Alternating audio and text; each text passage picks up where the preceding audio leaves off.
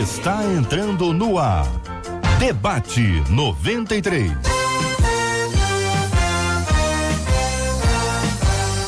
Realização 93 FM. Um oferecimento Pleno.news. Um olhar diferenciado além da informação. Apresentação J.R. Vargas. Alô, meu irmão. Alô, minha irmã. Aqui fala J.R. Vargas. Estamos de volta, começando aqui mais uma super edição do nosso Debate 93 de hoje, nesta segunda-feira, dia 29 de outubro de 2018, quando o Lucas, que está aqui no nosso estúdio, completa hoje mais um ano de vida. Olha o Lucas aí, garoto! Dia de festa! Uhul!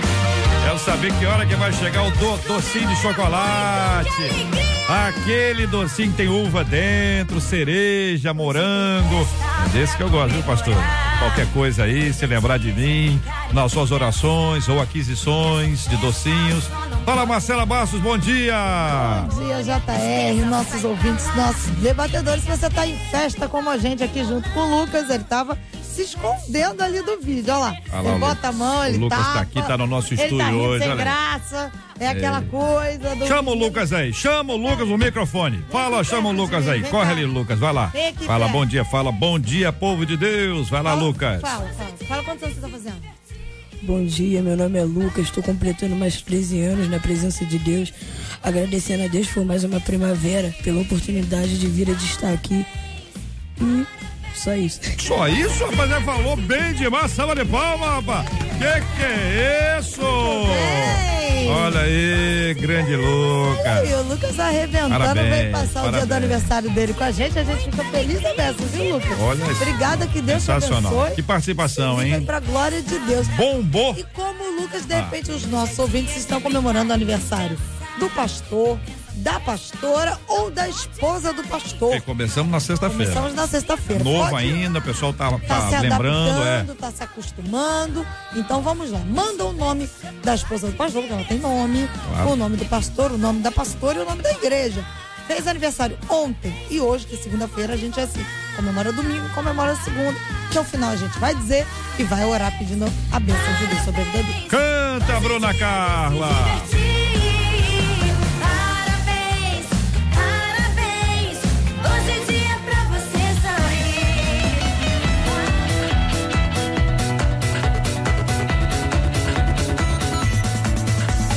Conquistou meu coração. 93 FM. 93. Estamos juntos no Debate 93. Claro que vamos falar daqui a pouquinho sobre a questão das eleições, vamos estar conversando aqui com os nossos debatedores, queremos ouvir você, ouvinte amado, temos aqui o desejo de ter a sua doce e abençoada participação com a gente, mas a gente sempre começa com um tema encaminhado pelos nossos ouvintes, por exemplo, encaminhado aqui por um de nossos ouvintes por e-mail, como deve ser a questão da disciplina em nossas igrejas? Antigamente havia exclusão, mas hoje em dia nem mais repreensão parece que há. Qual a melhor maneira de lidar com os erros dentro da comunidade, hein? Repreender, excluir, amar, exortar. Qual o melhor caminho? Pergunta aqui um dos nossos ouvintes. Nós começamos, como sempre, com a menina da mesa. Hoje a pastora Daniele Queiroz. Bom dia, bem-vinda, pastora. Bom dia, JR, bom dia, ouvintes queridos, bom dia, pastores. E sobre esse tema eu penso o que está escrito lá em Mateus 18:15. A palavra de Deus nos mostra uma sequência de comportamento quando há pecados, quando há erros. E a sequência é, se você sabe que o teu irmão tem algo contra ti, você vai até ele e você conversa com ele. Se você não ganhá-lo, vai com uma testemunha. E se isso não acontecer, você leva para a congregação. E se isso não acontecer, aí você considera ele como um gentio. Ou seja, você entrega realmente ele àquela situação para que ele possa decidir ou excluir ele da comunidade. No caso dos nossos dias, nós temos visto que, de fato, a exclusão não está mais acontecendo. alguns fenômenos sociais trouxeram essa mudança de comportamento para as igrejas. E eu penso que isso deve ser reavaliado, porque há casos, sim, extremos, onde a gente precisa excluir. Há casos extremos. No mais, eu acredito no poder da exortação, acredito que o amor, ele exorta, exatamente por ser amor, vai te levar a exortar a pessoa e apontar para ela um caminho de verdade. Participação dos nossos ouvintes aqui já pelo nosso WhatsApp, dizendo amar sempre e exortar em amor. É a opinião de um de nossos ouvintes, a quem nós agradecemos pelo carinho da audiência, meu querido amigo pastor José Derivaldo. E aí, bom pastor? Dia, JR, bom dia para os nossos ouvintes. A ouvinte, ela pergunta como se deve proceder nos dias atuais. Então, a regra nossa é a regra áurea, né? É com amor. Então, como se tem que fazer? A pessoa, primeiro, a igreja tem que ser clara na sua ortodoxia, cada denominação. Porque nós podemos dizer, mas nós seguimos a Bíblia. Sim, cada um de nós seguimos a interpretação que nós damos do texto bíblico. Por isso, nós temos denominações diferentes. Então, o que tem que ser claro? Tem que ser claro na ortodoxia da igreja, tem que estar expresso no código de ética e no regimento interno e vai por aí. Então a pessoa tem que conhecer. Depois, o ensino bíblico também tem que ser bem claro. Hoje em dia se acaricia muito o ego das pessoas, dizendo que as pessoas gostariam de ouvir. Para que, não sei, deve ser para ficar bonito. E acaba não se dizendo à pessoa como a pessoa tem que ser. Então o púlpito é o lugar de dizer para os crentes como eles têm que ser. Porque lá no mundo é o lugar onde eles têm que ser. Então eles precisam de aprender no púlpito, através do púlpito, como tem que ser. Agora, depois, e a pessoa cometendo um deslize? Sim, tem que se conversar com ele. Aí tem que se exortar, não é exortar como nós imaginamos. A própria palavra, o próprio verbo grego exortar significa colocar do lado, chamar para o lado. Quer dizer, eu faço a pessoa ver do mesmo ponto de vista que eu. Então tem que se fazer isso. Agora, vamos dizer assim, e nós não podemos seguir o texto que a pastora leu. Sim, foi o texto que a princípio a igreja primitiva tinha. A igreja primitiva, no princípio, até o ano 100, 130, antes da revolta de Bar Corba, a igreja seguia, vamos dizer assim, tudo que estava no Antigo Testamento, tudo que tinha na comunidade de Israel. Agora, depois é que nós nos afastamos e hoje nós temos as nossas regras e temos mais a compatibilização dos regimentos internos de acordo com, vamos dizer assim, as exigências políticas de onde estamos inseridos. O apóstolo Alexandre Macedo, muito bom dia, seja bem-vindo. E aí, que pensa o senhor? Eu penso que a gente tem a divisão clássica das igrejas históricas e as neopentecostais. As históricas sempre trabalharam com esse princípio, né, de conversar, depois levar aquela famosa comissão, e se a pessoa continuasse perniciosa, ela era desligada. Nós temos isso. As neopentecostais, a turma deve lembrar que a turma era colocada no banco, a critério do pastor. O pastor colocava ali no banco. Só que eu vejo aí dois lados da mesma moeda. O primeiro lado, eu acho que era o extremo que nós vivíamos, ou seja, não se apurava muito a fundo essa questão do que era permitido e não era. Ficava muito à mercê de julgamentos que muitas vezes caíam no ombro do pastor, porque ninguém queria se desgastar. A verdade é essa. Não é isso? A pessoa chegava lá no gabinete, pastor JR, olha, o irmão fulano tá assim, assim, assim. E nós tínhamos que sair na investigação do caso. E aí, agora nós vemos o problema da pós-modernidade. O que é a pós-modernidade? O que é errado? Isso entrou na igreja. Aí vem o advento de 2005 do novo Código Civil, porque se também não estiver no Estatuto da Igreja o que é errado, o membro excluído, ele entra com a ação de reparação de danos morais. Por quê? Porque o Estatuto precisa dizer claramente o que é errado. Então, cria-se agora o medo, porque se eu não tenho um Estatuto tão bem amarrado, como é que eu vou promover a exclusão? Então a gente começa a perceber que nós temos esses extremos. Apóstolo Cássio Mariano, muito bom dia, seja bem-vindo. E o senhor, que pensa sobre o assunto? Bom dia, JR, bom dia, mesa debatedora. Quero agradecer também aí, bom dia, Marcela, pelo carinho de vocês.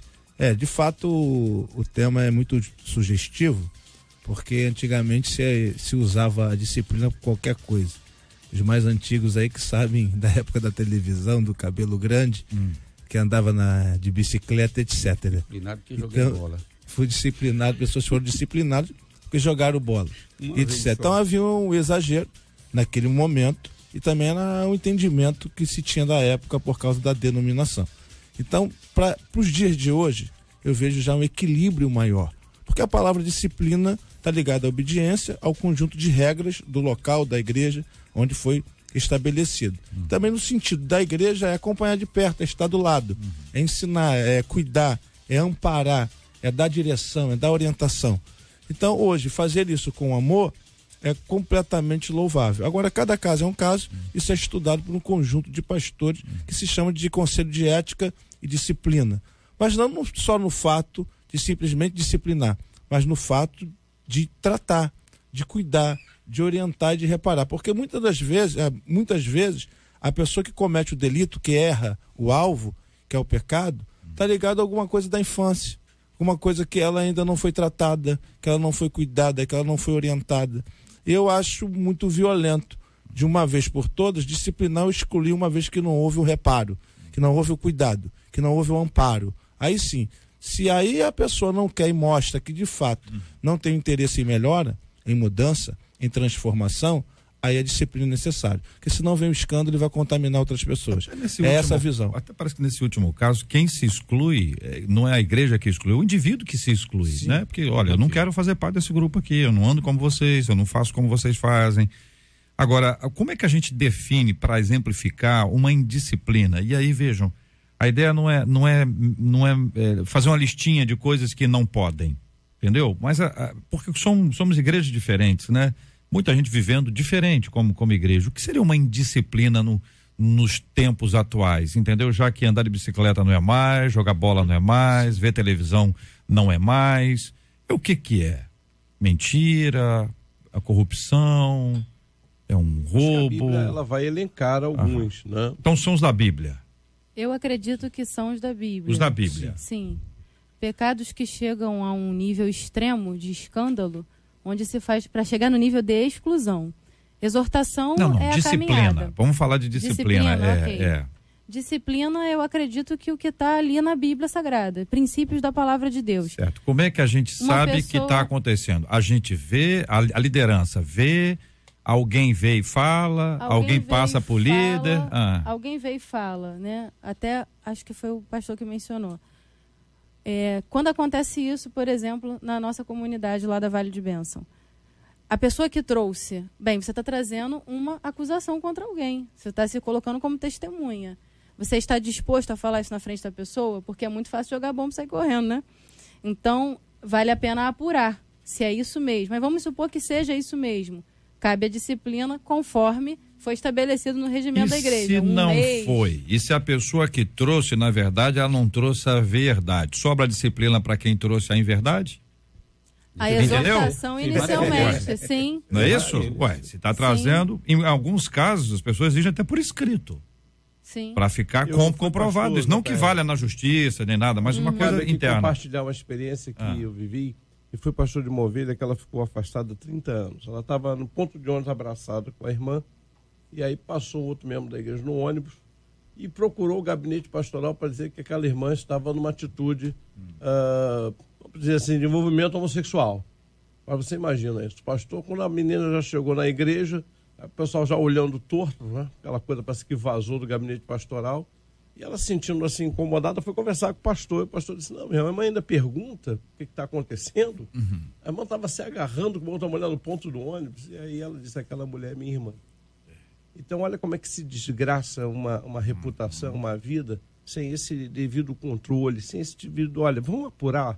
E eu creio que muita gente hoje, que talvez esteja escrevendo aí, vai colocar situações que passaram por essa experiência que é dolorosa. Ou seja, foram julgadas sem o devido direito de defesa, foram julgadas por costumes que nem estão na Bíblia, aquilo na cabeça lá do pastor, que ele tinha aquela repreensão. Foi por isso que eu perguntei se são os da Bíblia, porque nós vivemos muito tempo e temos ainda hoje muita coisa que é fruto de uma interpretação única, né?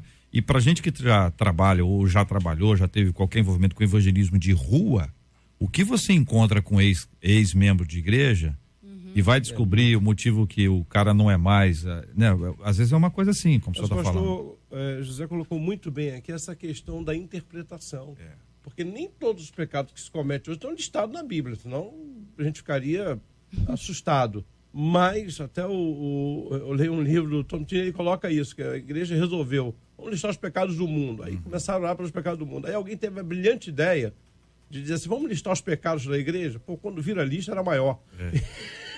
Entrar em depressão. Então o que ele colocou é muito importante. Eu acho que o que a Bíblia tem é um ponto. Agora vamos dali desenvolver o que é considerado pecado hoje. Porque, vamos dar um exemplo aqui, não existe na Bíblia o pecado explícito, por exemplo, da corrupção.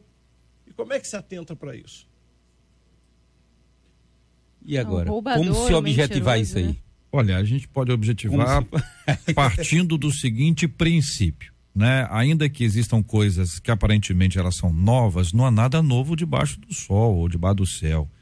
As coisas estão aí, as coisas erradas estão aí já estão aí há muito tempo. Vai mudar de nome. Mudaram de nome. A dúvida é o seguinte, olha, então nós temos aqui os princípios bíblicos e a partir deles nós vamos discutir aqui na nossa comunidade o que é certo e o que é errado. O que é certo está sendo anunciado pela palavra de Deus e o que é errado está sendo exortado. Fuja disso, não faça isso, não faça aquilo. Aí uma pessoa resolve confrontar, entendeu? Pecado é assim, ué. Pecado é um confronto contra a santidade de Deus, né? Então, quando tem isso, é uma coisa que fica exposta. Em alguns lugares, a disciplina, ela tem que ser pública. Em outros casos, ela pode ser pública.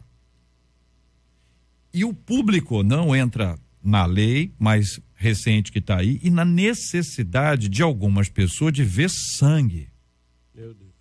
Porque a pessoa é o seguinte, ela quer ver sangue, ela não quer ver a pessoa curada. Ela quer ver o outro arrebentado. Como é que a gente equilibra isso, gente, onde tem muita gente com desejo de vingança? É só isso que a pessoa tem. Eu acredito que uma das formas da gente equilibrar é exatamente esse ponto de avaliar caso por caso e ver o que dá para você tratar no secreto, no conselho de pastores, entre liderança e pastor, para que não exponha a pessoa. O máximo que você puder tratar de fato para que haja cura, para que haja restauração, melhor que seja assim. Agora, existem situações que não tem saída. Aí você é obrigado muito mesmo a igreja, a colocar para a igreja porque chegou num nível extremo, enfim. A questão de ministério, diretoria ou conselho de ética é um trabalho fundamental na igreja porque é o filtro dessa situação. E aí vai ter o equilíbrio de saber se de fato vai acompanhar, vai orientar ou vai tratar a pessoa e como tratar. E aí se de fato a pessoa rejeita a repreensão, a correção, o cuidado, tem um momento que já não tem mais o que fazer, a não ser expor a situação, porque já se perdeu o controle. Todo mundo sabe, todo mundo está vendo, e a pessoa quer se manter uma aparência ou continuar fazendo as atividades que fazia antes, não tendo condições para tal coisa. E aí, de fato, tem que ser feito a repreensão de forma pública, que é uma situação delicada, difícil, depende, mas tem né? que ser feito. Depende cada caso de igreja, caso. depende de Isso, situação, depende entendi. de cada situação. Então, mas há uma coisa que há um consenso entre nós, é a necessidade de existir a disciplina. Sim. Né? A disciplina é fundamental. Eu fiz aqui uma pequena para dar imaginação aqui para o nosso ouvinte. Quer dizer, você imagina o que é uma casa, não das pessoas, mas a casa mesmo sem disciplina. Ela tá toda desarrumada, ela tá toda suja, uma casa que você, caramba, aqui não tem comida, você abre o armário, não tem comida, a geladeira desligada, a televisão ligada o tempo inteiro, luzes só acesas, banheiro sujo, ou seja, uma casa que precisa de disciplina, precisa ter uma ordem aqui para poder organizar. Fala, né, por si só. Obediência é um conjunto de regras. Manter a ordem no local. Pois é. A disciplina tem que ter, dentro da igreja, fora da igreja, você pega um carro, por isso que eu estou dando exemplo, você pega um carro, se o carro, se não tiver disciplina com o carro, ele não vai estar com o tanque cheio, na hora de você sair com o carro, ele está com o tanque vazio. Você encheu o tanque, mas os pneus estão não sei o quê, não tem step, o IPVA, você tem que ter uma disciplina. Então você pensa isso para um indivíduo e aplica isso à igreja. Quando a igreja não tem uma disciplina, Como é que funciona isso? Entendeu? Fica uma coisa de uma desordem. Por um lado parece, Pois é, não, mas estão se eu querendo vejo criar que- regras. Por outro lado, não tem que criar, elas já existem, né? Mas eu acredito até que hoje nós estamos vendo já o inverso disso. Né? Parece que hoje as igrejas que estão querendo se promover e crescer, elas colocam essa questão da disciplina com aquela ideia do autoritarismo, de uma igreja que não tem coração, porque a gente fala do amor. Não para um O amor cuidado, não né? exclui a disciplina. Isso. Porque o que eu vejo muitas vezes, já ouvi esse tipo de slogan, vem para nossa igreja, porque aqui você vai ser tratado com amor. E qual é a igreja que trata sem amor? Pois é. Então, qual é a ideia que você tem aí? Qual é a ideia que está se vendendo aí? Que aqui pode tudo.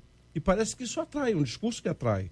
Porque você não é reprimido, então você não é reprimido, não é repreendido, então atrai. E parece que isso cresce em cima das igrejas históricas, que trabalham em função de disciplina. Então, não, agora estou numa igreja onde eu sou livre para me expressar. Tem até essa turma que escreve, né? Não saí da minha igreja lá porque eu era perseguido, o irmão era perseguido, não sei o que, tal. Tem que lembrar que o filho pródigo voltou para casa, não é por causa do irmão, foi por causa do pai. Então as pessoas às vezes saem da igreja e botam a culpa na própria igreja. Né? E aí vão para o mundo e querem jogar a culpa em cima da gente. Não, a culpa é da igreja. Não, querido, ninguém sai da igreja sem ama o pai. Porque o amor do pai é maior, fez até ele voltar. Ele não voltou por causa do irmão. Não diz na Bíblia que ele abraçou lá o irmão, beijou. Aliás, o irmão até se recusou a entrar. Né? Agora, o amor do pai foi mais forte. Então, eu acredito que a igreja hoje precisa reavaliar isso. Né? Porque muitos estão começando a deixar de lado a disciplina em função da perda. Não, pô, espera aí, se eu continuar com a disciplina aqui, pressionando, aquele cara aí abriu a igreja ali na esquina, vai todo mundo migrar para lá. Tem muito evangelho de liquidação aí também, né? Aí o camarada sai, não, vem para cá porque aqui não tem nada disso, aqui tem isso, tem aquilo. Então lamentavelmente, nós temos isso. Muitas denominações e muitas, vamos dizer assim, muitos lugares abertos dizendo que ali tem salvação, ou não tem lugar que é bem claro, nem fala sobre salvação. E a pessoa entra para a igreja, o que você está na igreja? Porque eu agora sou da igreja. Aí a igreja não falou sobre salvação, a pessoa não sabe que existe salvação, não sabe nada de comportamento, nada de aspectos éticos e continua por aí. Aí ainda tem uns que se empolgam, aí a gente conversa com ele, porque eu estou tentando descobrir qual é o meu ministério, o que Deus tem para mim. A pessoa não sabe nem ser crente, não foi ensinada a ser crente. Aí ela quer saber o que é que ela vai fazer para Jesus. Aí tem uns que tem vocação para camelô, por exemplo. Aí o cara diz para ele, não, você tem chamada de pregador. Meu Deus, o cara tem vocação para ser camelô, no máximo.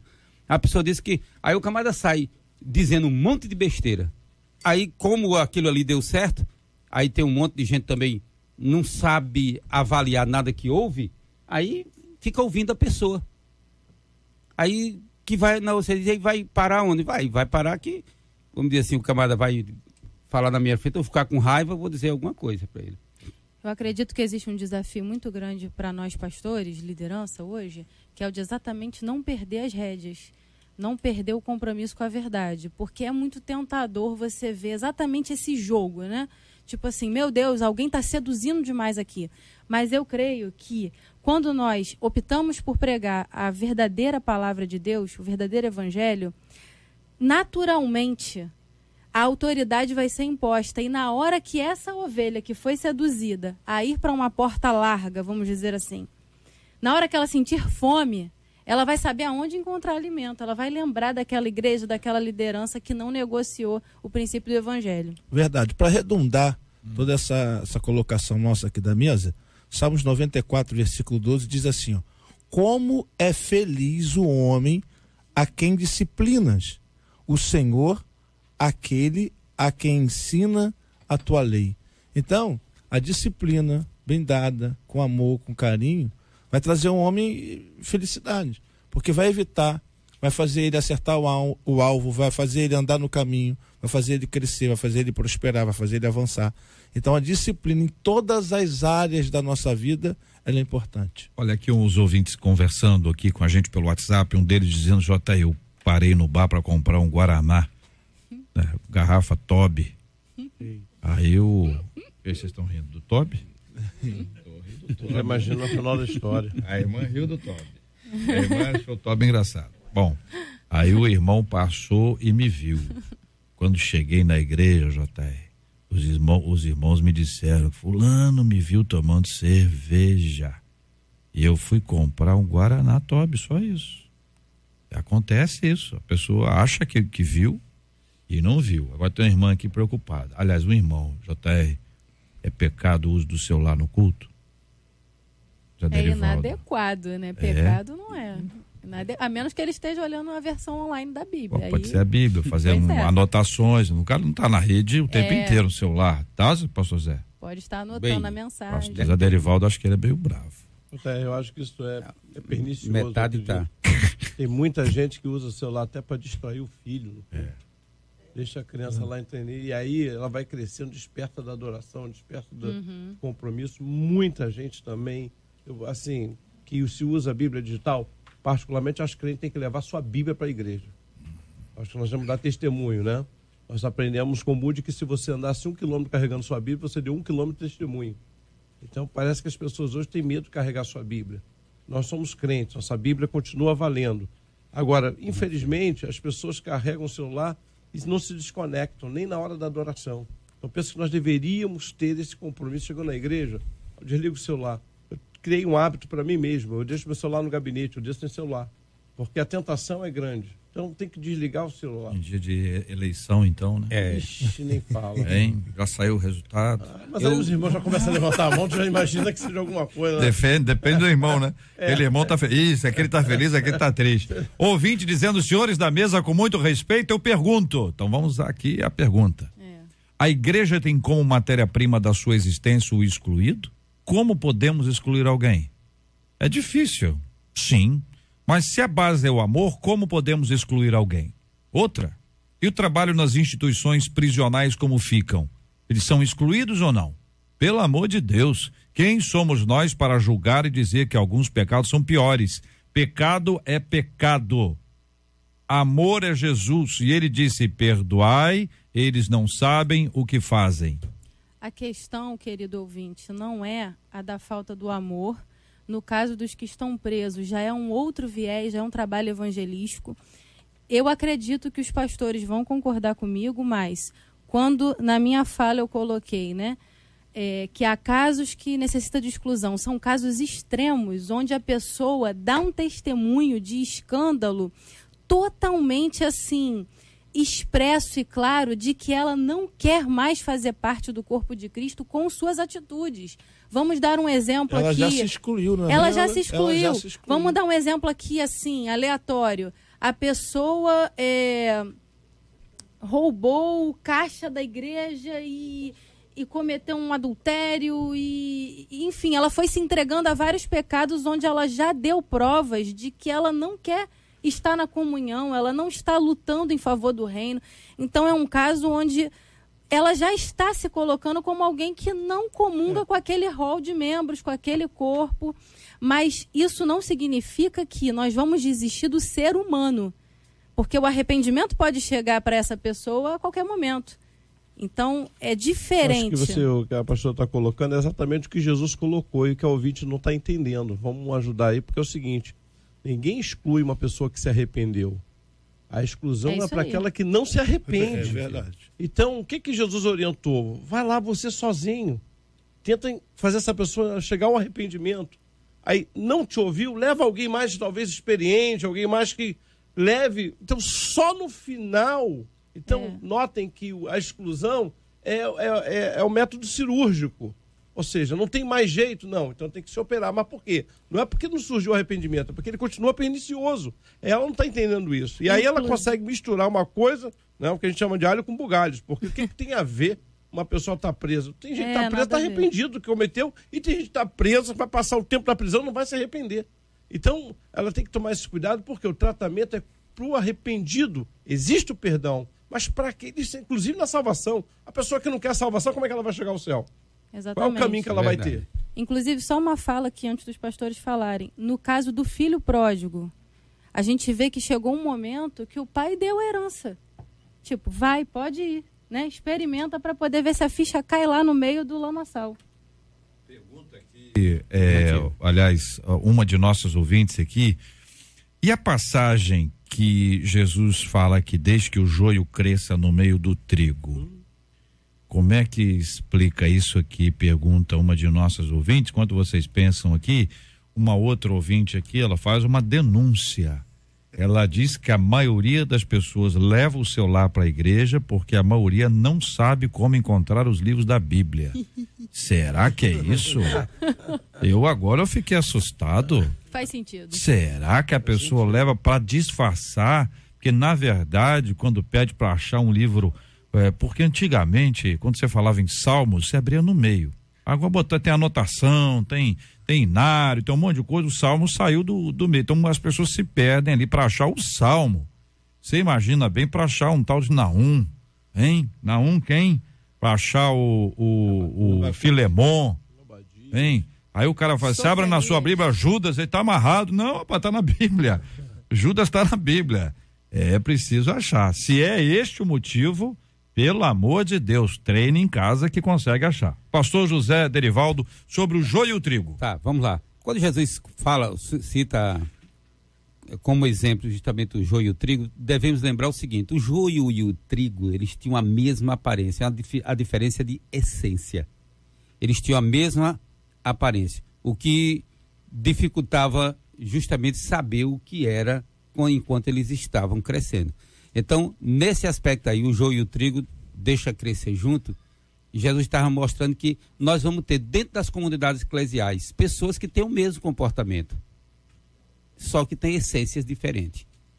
Então, pessoas que se, vamos dizer assim, adaptam a determinada comunidade eclesial, mas não significa que a pessoa, lá dentro, a pessoa tenha salvação. Então, é bem diferente do que nós estamos tratando. Nós estamos tratando de pessoas que têm um comportamento totalmente destoante, e o comportamento desta pessoa é distante da comunidade eclesial porque ela tem uma mentalidade também diferente. Visto que ela não tem mentalidade de acordo com a comunidade eclesial, então ela não tem mentalidade de acordo com a Bíblia Sagrada. Se ela não tem essa mentalidade, ela perdeu, ou ela apostatou, ou ela nunca teve uma mentalidade correta. Esse é o ponto-chave, que eu concordo plenamente com o pastor. A diferença do apóstata para o joio. Porque o joio tem um problema de essência, o apóstata tem um problema de mudança de comportamento no meio da caminhada. Tudo bem. Em comum aqui nós temos a importância que haja disciplina, que haja essa aproximação. A disciplina é para tratar, não é para matar, não é uma disciplina punitiva, mas é uma disciplina curativa.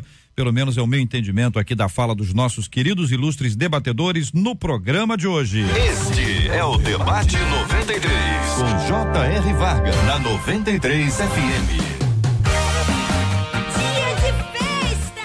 968038319 é o WhatsApp, ainda dá tempo de você mandar o nome do seu pastor ou da sua pastora, ou da esposa aí do seu pastor que está fazendo aniversário hoje ou fez aniversário ontem.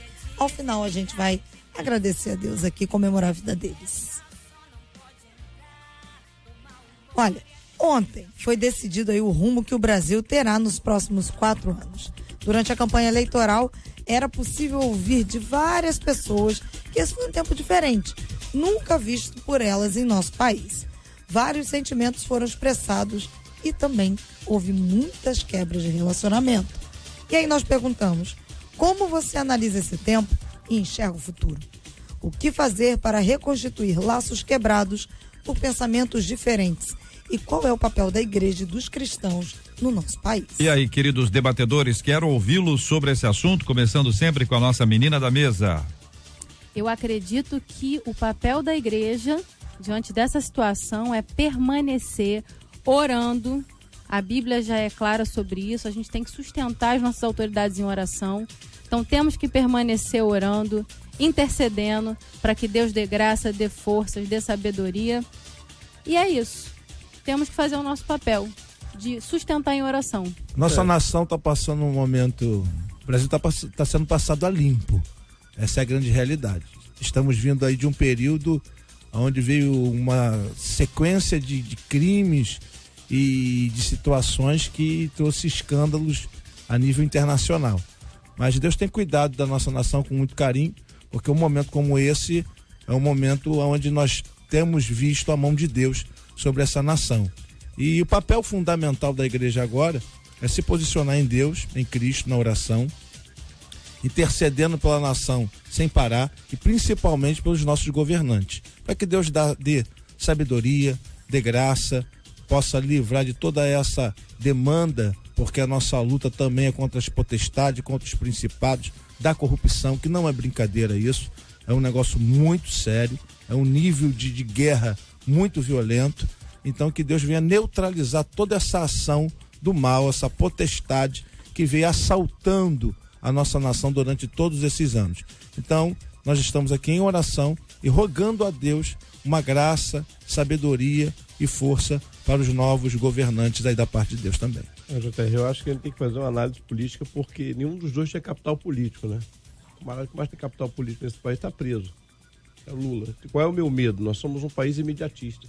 A turma está achando que 1º de janeiro vai mudar, vai acabar o desemprego, a turma vai... Então nós temos como pastores até alertar a igreja, como homens de Deus que nós somos, formadores de opinião, é o seguinte: o Brasil não sai dessa crise em 2019. Temos que alertar isso, porque esse mesmo euforia que tomou conta de mito, chega em 2019, temos que fazer, ele vai ter que fazer uma reforma violenta. Isso vai atingir todo mundo. Então, eu acho que nós temos que sair da euforia para uma realidade, como formadores de opinião, trabalhasse no coração da igreja. Porque o que acontece? Não tem capital, ele não tem capital político. Ele não é um cara que se sustenta 6 meses, e acredito até que ele foi muito mais eleito por conta de antipetismo do que propriamente as propostas dele. Então aqui cabe a nossa reflexão o seguinte: essa euforia que está tomando conta do Brasil, a turma deve estar pensando o seguinte: 1º de janeiro acabam os meus problemas. Eu acredito que não, hein? E lembrando a igreja também o seguinte, gente, ele não governa sozinho. Ele tem uma Câmara lá de deputados lá para trabalhar e de senadores.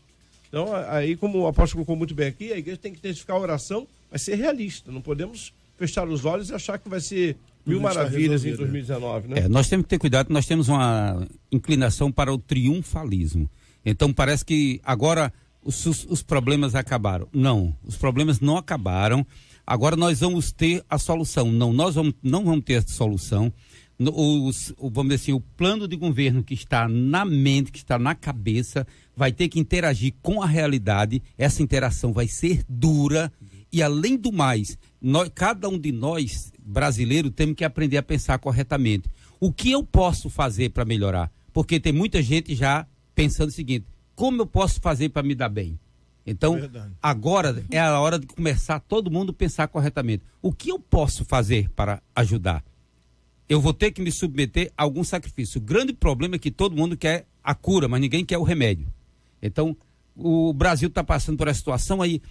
E agora o que vai vir? E todo mundo, durante a campanha, todo mundo esquece da situação, do fundo do poço que está o Brasil. Aí o Brasil precisa de reforma, principalmente a reforma que, vamos dizer assim, tentaram fazer e enrolar, porque tem um ônus político. Então ninguém se preocupa com a condição do povo, nem com o Brasil. Agora é hora de nós sabermos o que é pensar do Brasil. Porque até agora os nossos políticos pensaram em poder. Só pensaram no poder. Agora é hora de pensar no Brasil. E na hora de pensar no Brasil, é hora de saber que nós temos que tomar remédio amargo. As reformas vão ter que vir e elas vão ter que ser amargas. Nós vamos ter que nos adaptar. Ou nós choramos hoje ou não temos Brasil amanhã.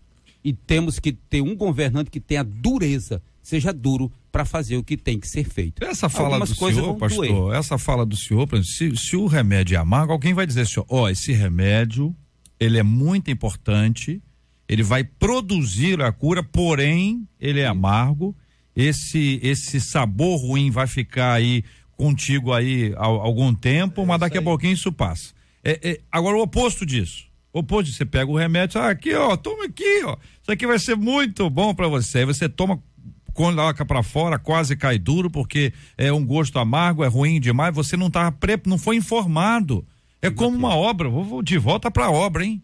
A irmã adora a cozinha dela. Você, minha irmã, tá acompanhando aí a sua cozinha, não é do tamanho que você gosta, você queria fazer de outro, mas é a sua cozinha, o lugar que você tá aí na atividade agora. Aí você sai de casa. Teu marido falou assim, vamos fazer umas obrinhas aqui em casa.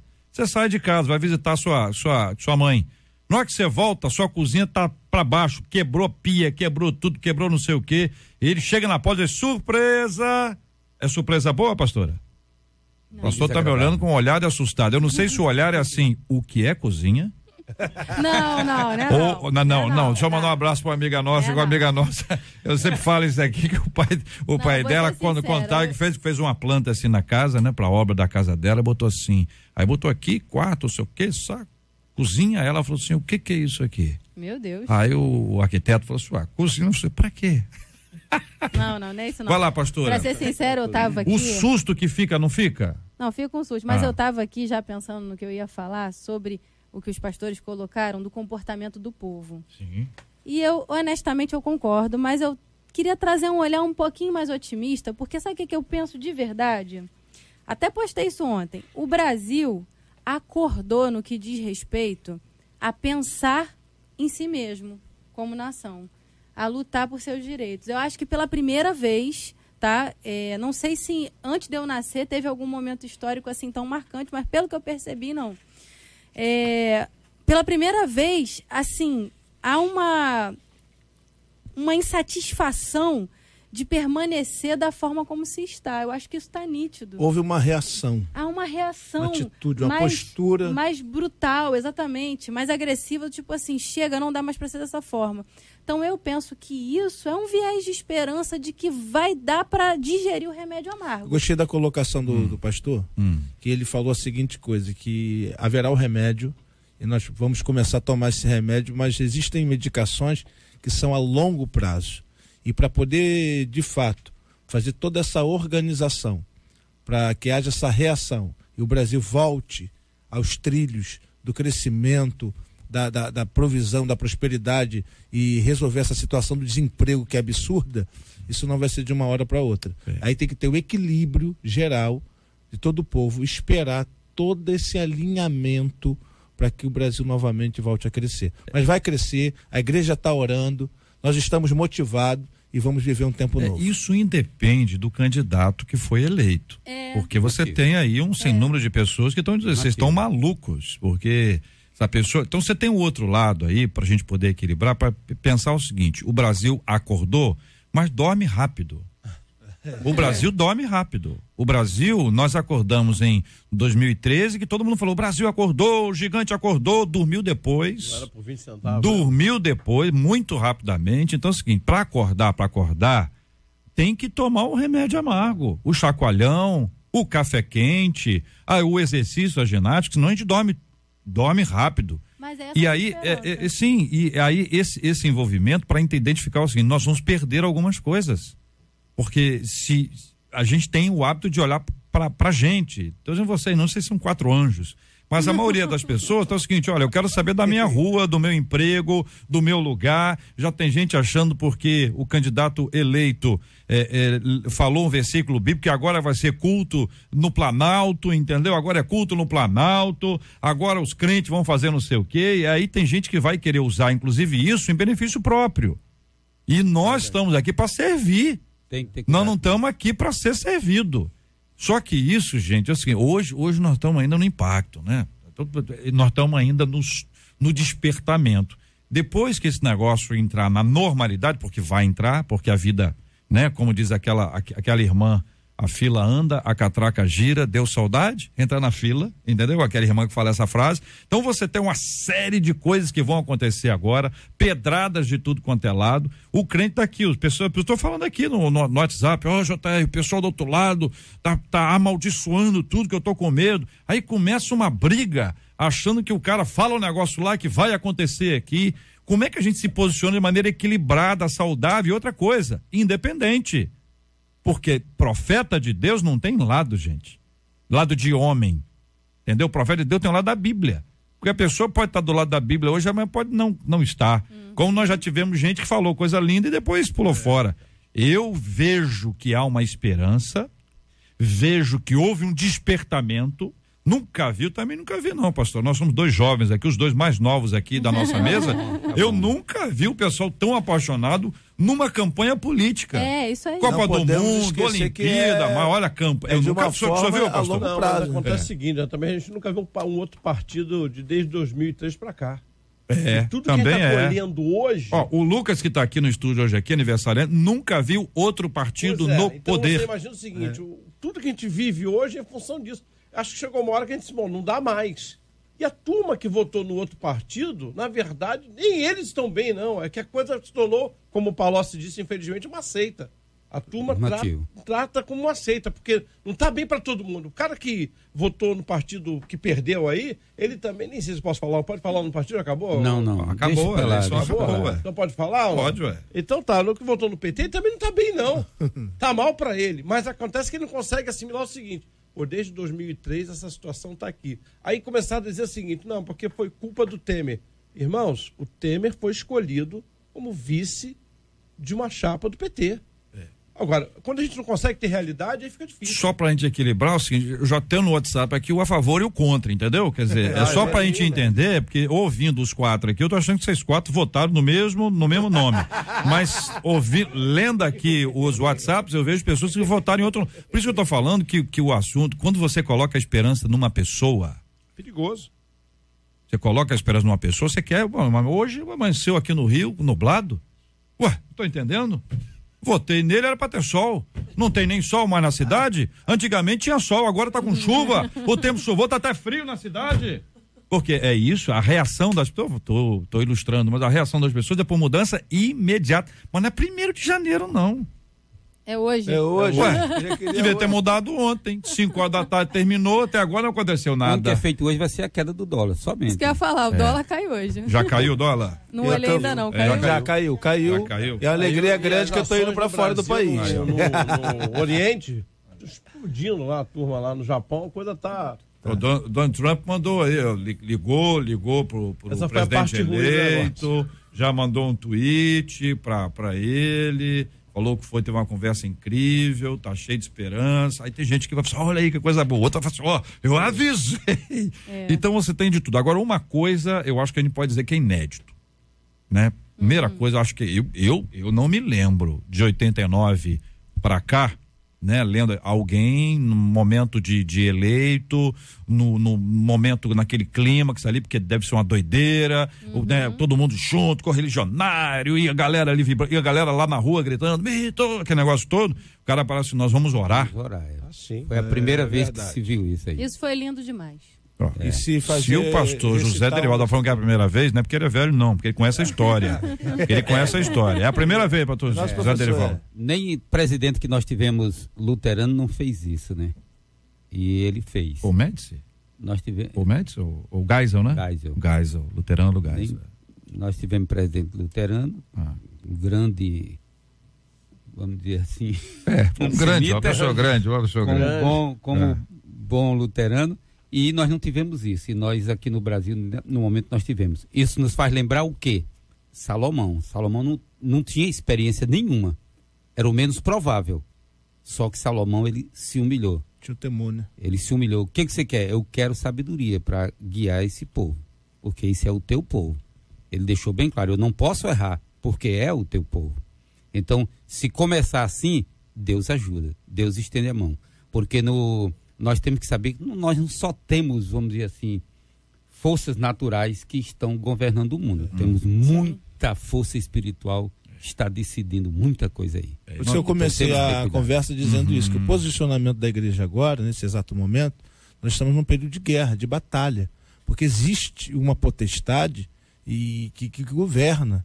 E governa em cima dessas questões, para poder fazer o povo sofrer de prostituição, de suborno, de toda essa situação terrível.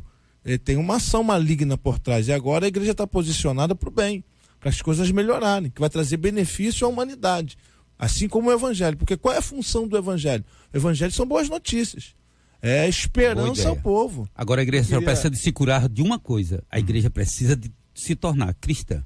A igreja precisa de acabar com esse negócio de para nós. Não existe nada disso. A igreja tem que se voltar para o mundo. A igreja tem que querer o bem do ímpio. Sim. Parece que uma coisa, Parece que a religião é um partido nosso. É uma coisa. As pessoas têm que. Os líderes religiosos, eles tinham que ser preparados. O grande problema nosso é a quantidade de líderes que não prestam nem para liderar na casa deles. Tentando guiar o povo sem saber para onde ele está guiando.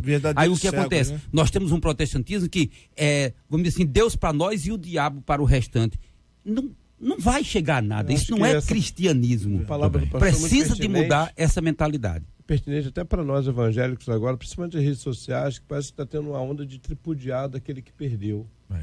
Eu acho que até inclusive aqui está colocando isso. Né? Como é que ficam essas relações? Vou perguntar para as pessoas agora, apóstolo, os ouvintes, para nos encaminhar, tem que ser rápido, hein, gente? É o seguinte, você arrumou uma briga aí com alguém? Alguém brigou contigo aí por causa desse assunto? Você acabou envolvido num negócio como esse e teve assim um amigo, uma amiga, um parente que diz, não quero mais falar com você, você é isso, você é aquilo, ou você foi o alvo, alguém brigou com você, ou você acabou de cabeça quente brigando com alguém.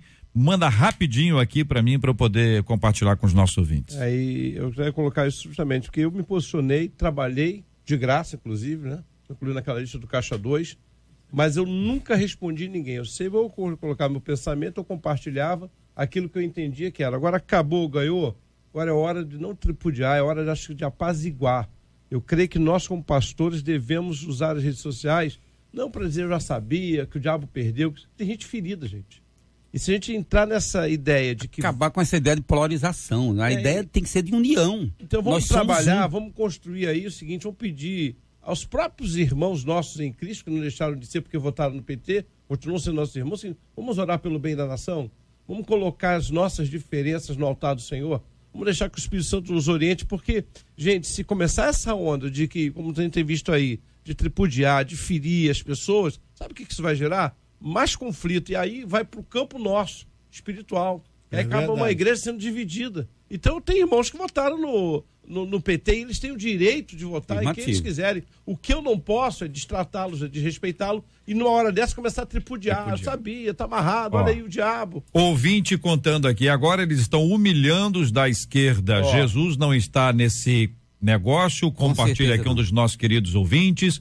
Outro ouvinte dizendo o seguinte aqui, cadê o ouvinte? JR, mas tem que falar alguma coisa, só meu nome resolve não. Alguém brigou comigo, JR, eu só orei. Outra que, JR, eu fui chamado de bolsominion por meses, não arranjei briga, mas hoje eu cheguei no trabalho numa felicidade. Também, olha o jeito que ri, também, então tudo agora é complicado, né? Não briguei, só me posicionei, diz aqui o ouvinte, JR é lá onde nós devemos estar, cadê? Sim, entendi. Mas não falou, né? Aqui eu tenho um irmão e uma prima que brigaram feio no grupo da família por causa disso. Eu quero até pedir oração por eles. É verdade. Falei que ia votar no Lula brincando, JR. Minha cunhada brigou comigo e saiu do grupo da família. O que teve gente, essa mensagenzinha saiu do grupo. Impressionante como teve. Ontem, 7h da noite, já tinha gente com um negocinho dizendo que fulano saiu do grupo. Vocês sabem o que eu tô falando, não é? JR, já briguei sim, pois votei em Bolsonaro e não me arrependi. E 14 pessoas me excluíram do Face. O nível de chateação foi tanto que não consigo mais nem pensar em ter amizade. Eu não arrumei briga não, mas eu fiquei chateada com a atitude de uma pessoa que eu não esperava que ela fosse agir daquele jeito. Olha bem, minha gente, quero agradecer as pessoas aqui. JR, eu me posicionei, não discuto política, Bolsonaro e pronto, cada um tem sua posição. A minha tia falou que se minha mãe voltasse no Bolsonaro, ela iria pro inferno. E para evitar a briga, minha mãe nem respondeu. Olha bem, fui chamada de joio pelo pastor no altar, porque não votei no Bolsonaro. Pelo amor de Deus, olha aí. JR, isso requer maturidade da igreja, é o que nós estamos falando. Minha filha brigou feio, quase se mataram, ela e a prima foram parar no hospital. Que isso? Pelo amor de Deus, JR, eu não acredito, JR, um amigo meu me bloqueou no Zap, entendeu? Porque ele é contra o Bolsonaro, mas eu continuo falando com ele do mesmo jeito, entendeu? Diz aqui a nossa ouvinte, JR, não briguei com ninguém, mas o pessoal da família que é de esquerda, esse pessoal tá atacando e rogando praga até para as pessoas da própria família. Gente, algumas pessoas da família ficaram com raiva só pelo fato de mostrar a verdade sobre o PT. São opiniões, né? Minha prima saiu do Face, excluiu um rapaz e por causa do comportamento, que é gay, por causa do comportamento dele. JR, eu tenho uma amiga que mora na França, ela é PT doente, diz que eu como capim em pleno Face, só porque eu votei no Bolsonaro. E por aí vai, minha gente, o número de pessoas aqui que acabaram identificando aqui um problema, uma briga. E eu fico muito triste, porque de fato a gente tinha que ter um tempo assim mais de entendimento, de maturidade, de equilíbrio. Mas infelizmente as palavras às vezes são muito duras, a falta né? de equilíbrio acaba causando a questão do desrespeito, né? Eu quero agradecer os nossos queridos e maravilhosos ouvintes, como sempre, com uma resposta muito imediata e muito rápida aos nossos apelos aqui para responder, para dar aqui uma opinião. Acho que hoje, amanhã, essa semana é dia de reconciliação. Vai buscar a pessoa que você ofendeu, brigou com ela, conversa com ela, cuidado com as reações. Seu candidato ganhou, não fica aí pisoteando, dizer assim, olha, eu avisei, cuidado com isso, entendeu? Porque daqui a pouco dá alguma coisa errada, o cara fala, eu avisei, aí começa o negócio dos avisos. Abra o olho, ouvinte. Muito obrigado aqui, o apóstolo Alexandre Macedo, um abraço, querido, Deus abençoe. Um abraço JR, os debatedores, e também um abraço para todo o povo da nossa igreja lá, o Centro Internacional de Adoração e Missões. Cian, beijão, pessoal. Pastora Daniele Queiroz, obrigado, um abraço. Obrigada, JR, obrigada aí a todos os ouvintes, um forte abraço. Muito obrigado, pastor José Derivaldo. Muito obrigado também para os nossos ouvintes e um beijão para minha esposa que está ouvindo e dizendo, esse cara foi bom aí. Ela fala mais alguma coisa. O que ela fala quando ela vê a foto? Ela diz que eu sou o mais bonito. Olha, é sensacional. Nota 10, um abraço pra ela. Muito obrigado, apóstolo Cássio Mariano. Obrigado, um abraço. Obrigado, JR, obrigado à mesa e todos os ouvintes. Um beijo, um abraço pra minha esposa, a pastora Aninha. Maravilha. O Marcela Bastos, um de nossos ouvintes aqui, diz assim, querido JR, quem é o Lucas? Quem é o Lucas? O Lucas é o aniversariante do dia, ele veio passar o dia aqui com a gente hoje. Ele veio acompanhando o seu apóstolo.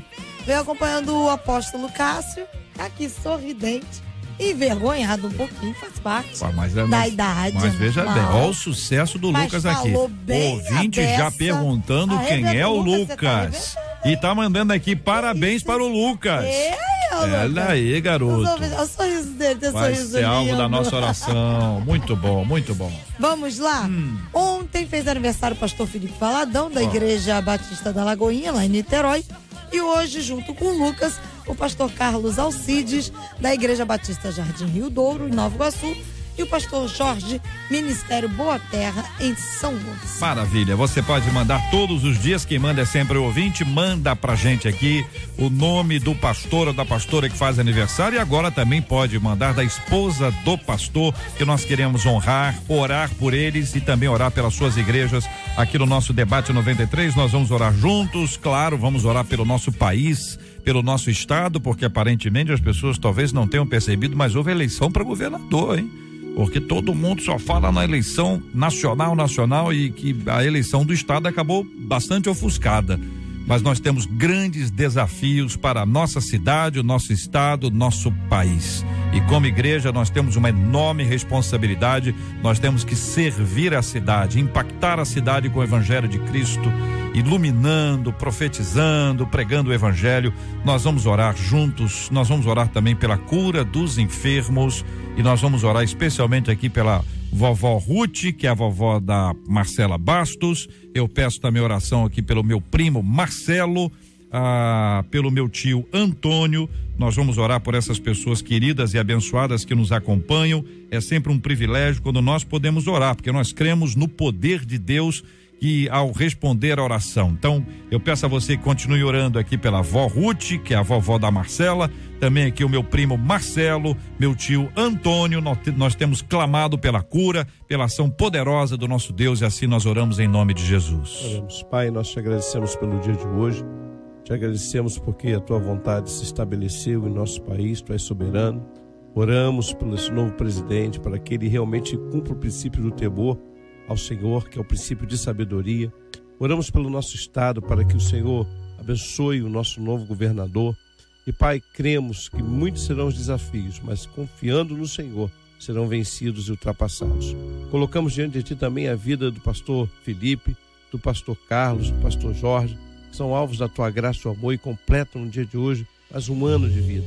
Colocamos também os enfermos, em especial, nossa irmã Ruth, irmão Antônio, irmão Marcelo. Traga a cura que Teus filhos precisam e todos os outros enfermos que agora estão ouvindo esse programa, Pai. Oramos também pelos encarcerados, por aqueles que estão enlutados, que haja Tua graça e misericórdia. Pai, abençoe a nossa nação, porque o Brasil pertence a Jesus Cristo. Oramos por amor e pelo nome de Jesus. Amém. Que Deus te abençoe. Você acabou de ouvir Debate 93.